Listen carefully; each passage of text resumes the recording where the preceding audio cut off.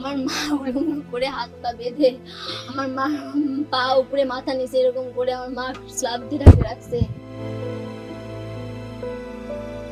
আহাজারি যেন থামছেই না স্বামী, সন্তান আর স্বজনদের।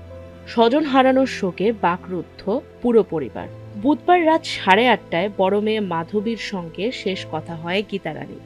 এরপর থেকেই তিনি নিখোঁজ ছিলেন। সকালে টয়লেটের ট্যাঙ্কের পাশে পায়ের ছাপ দেখে সন্দেহ হয় স্বজনদের।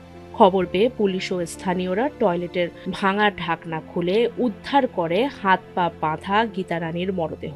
পাবনার আটঘরিয়া উপজেলার একদন্দ বারুইপাড়া গ্রামের এই ঘটনায় নিহত গীতারানী স্থানীয় একটি ব্র্যাক স্কুলের শিক্ষিকা ছিলেন।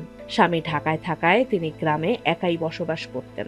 পাড়া প্রতিবেশী সবাই রাত রাত মনে হয় 3:30টার দিকে মনে হয় ধোঁয়া দেখছে বাসায়। ধোঁয়া দেখে আশেপাশে একটা লোকই দেখছে, দেখার পর চিল্লাচিল্লি করছে, পাশের বাসা সবাইকে ডাক দিচ্ছে যে এই বাসা সব ফুটে গেল, ধোঁয়া উঠতেছে, সবাই আসো তাড়াতাড়ি। পরে সবাই বের হয়ে আসছে, আসার পর পানি টানি দিয়ে সবাই আগুন নিভাইছে। নিভানোর পরে এখন সবাই মাকে খুঁজছে, আমার মাকে পায়নি, মার ফোন বন্ধ, মা কোথাও নাই। ওই সময় এলাকার একজন পাড়া প্রতিবেশী তার আশেপাশে সব জায়গায় খুঁজছে। এলাকার একজন বলতেছে কি যে এখানে আমাদের টয়লেটের ট্যাঙ্কি আছে, বলছে এখানে তো পায়ের ছাপ দেখতেছি, এখানে উপরে একটা স্ল্যাব দেওয়া, সেটাও তো ফাটা মনে হচ্ছে। তা আমার বলছে কি ফাটা ছিল, তাই আমি বললাম ফাটাই ছিল। বলছে পায়ের ছাপ দেখতেছি, একটু আসেন না সাইডটা, এখানে একটু দেখে তারপর আপনারা চলে যান। তারপরে যে একটা বাঁশ দিয়ে স্ল্যাবটা উঠে পড়ছে, ও দেখে আমার মা ওরকম করে হাত পা বেঁধে আমার মা পা উপরে মাথা নিচে এরকম করে আমার মা স্ল্যাব দিয়ে রাখছে।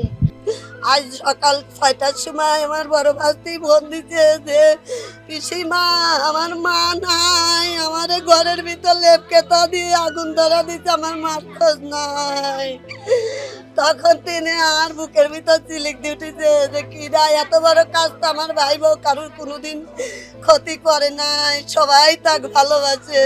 পুলিশের প্রাথমিক ধারণা, গভীর রাতে শীত কেটে ঘরে ঢোকে দুর্বৃত্তরা। বাধা দেয়ায় শ্বাসরোধে হত্যা করা হয় গীতারানীকে।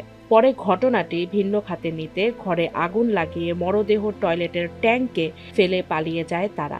রাতে স্থানীয়রা আগুন নিয়ন্ত্রণে আনলেও তখন থেকে গীতারানী নিখোঁজ ছিলেন।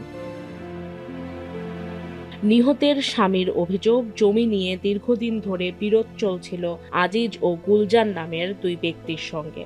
এই ঘটনায় তাদের সম্পৃক্ততা থাকতে পারে বলে দাবি করে দোষীদের দৃষ্টান্তমূলক শাস্তির দাবি জানিয়েছেন স্বজনরা।